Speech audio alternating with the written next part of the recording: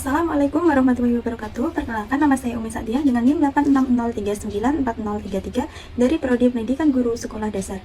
Pada kesempatan ini, saya akan membahas topik yang cukup penting dan relevan buat kita sebagai calon pendidik maupun generasi yang hidup di era digital, yaitu pilar-pilar pendidikan dan relevansinya di era digital.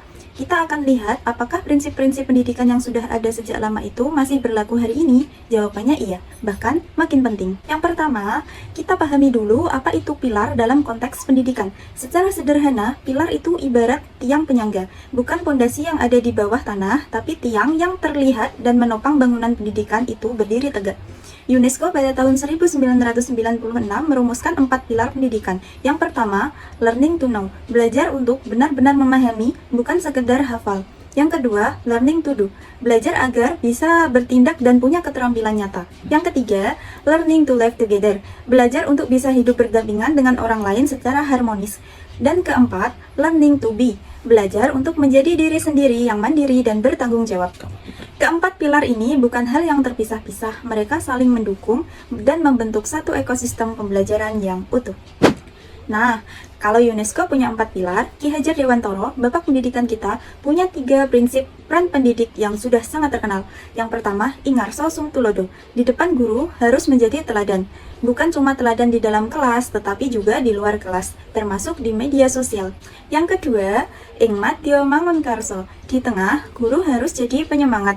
Tugasnya mendorong kepercayaan diri peserta didik, bukan justru membuat mereka takut untuk bertanya atau mencoba. Dan ketiga, Tutmuri Handayani, dari belakang guru memberikan dorongan agar murid bisa belajar secara mandiri. Ini yang jadi semboyan pendidikan kita sampai sekarang. 3 prinsip ini membentuk sosok pendidik yang tidak otoriter, tetapi juga tidak absen dari proses belajar siswanya. Tapi di era digital, menerapkan prinsip-prinsip tadi tidak semudah dulu. Ada beberapa tantangan nyata yang perlu kita sadari. Pertama, keteladanan jadi lebih sulit. Ketika pembelajaran berlangsung online, peserta didik tidak lagi bisa melihat langsung bagaimana seorang guru bersikap dalam kehidupan nyata. Yang kedua, meskipun lebih dari 79% penduduk Indonesia sudah terhubung ke internet, akses yang besar ini tidak otomatis menghasilkan kecerdasan digital. Cyberbullying, hoax, dan plagiarisme masih sangat marak. Ini bukti bahwa literasi digital kita masih perlu ditingkatkan. Ketiga, ada yang disebut value shift atau pergeseran nilai. Media sosial sering mendorong anak muda untuk lebih fokus pada pencitraan diri daripada pengembangan diri yang sesungguhnya. Dan keempat, guru kini dituntut bukan hanya bisa pakai teknologi, tapi harus jadi inovator digital, mampu menciptakan dan mengembangkan konten yang bermakna buat peserta didik.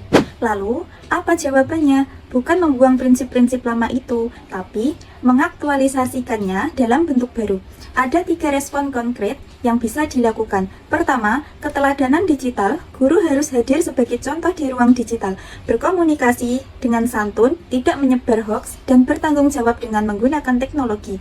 Yang kedua, literasi digital berbasis karakter. Gabungkan learning to know dengan etika. Bukan cuma bisa mengakses informasi, tapi juga bisa memilih mana yang benar, mana yang menyesatkan. Yang ketiga, ekosistem kolaboratif. Sekolah, orang tua, dan masyarakat harus bergerak bersama. Ini adalah wujud nyata dari learning to live together di era digital. Kalau kita refleksikan lebih dalam, ini bisa dilihat dari 3 dimensi filosofis. Secara ontologis, karakter itu bukan sesuatu yang dipaksakan dari luar.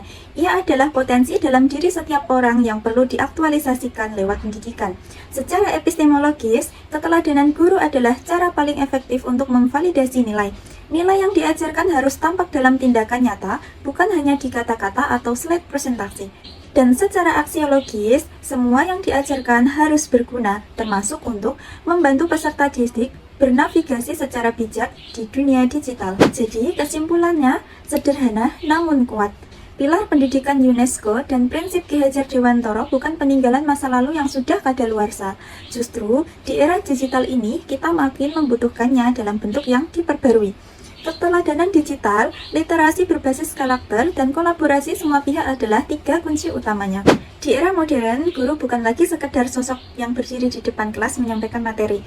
Mereka adalah pendidik yang mencerdaskan, pembimbing yang mengarahkan, inovator yang terus beradaptasi dengan perubahan zaman, sekaligus inspirator yang menyalakan semangat dalam diri setiap peserta didik. Karena pada akhirnya, tugas terbesar seorang guru bukan hanya mengajar apa yang ada di buku, tetapi membentuk generasi yang benar-benar siap menghadapi dunia. Cukup sekian dan terima kasih. Wassalamualaikum warahmatullahi wabarakatuh.